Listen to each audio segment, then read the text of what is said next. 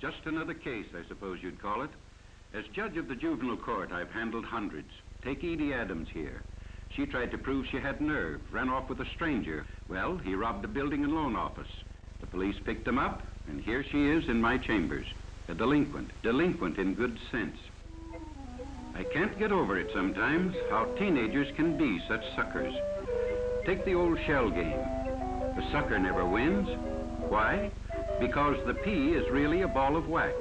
It's never under the shell. It's under the operator's fingernail. You're just being a sucker, what I call being delinquent in good sense. Like these two, parked on a lonely road, just looking for trouble. And trouble is there, all right.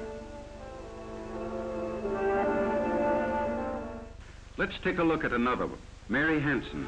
There's nothing wrong with babysitting in itself, but this time, even Mary's mother is fooled. An hour and a half past time, and Mary isn't home yet. You think it's silly to worry, don't you? After all, what could happen to Mary on a babysitting job?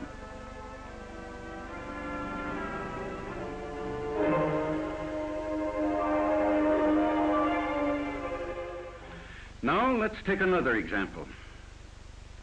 Ethel Ryan's case. Ethel and her friend Lynn, they wanted somebody glamorous. And the two in the convertible were just what they had in mind. And aren't they grown up and smart enough to handle any situation? Ethel says. Lynn agrees finally. Both of them got home safely.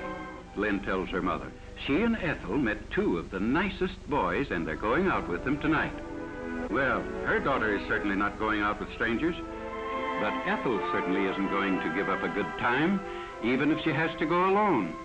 I suppose just about here, the horse laughs are starting in the audience. All right, go ahead and laugh. Of course, Ethel isn't laughing. She can almost hear all the warnings she never listened to about being picked up by strangers. And here's something really funny. I hope you're beginning to get the idea.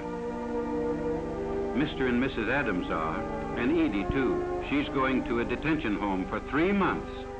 Why not get really wise, really hip? Don't be a sucker.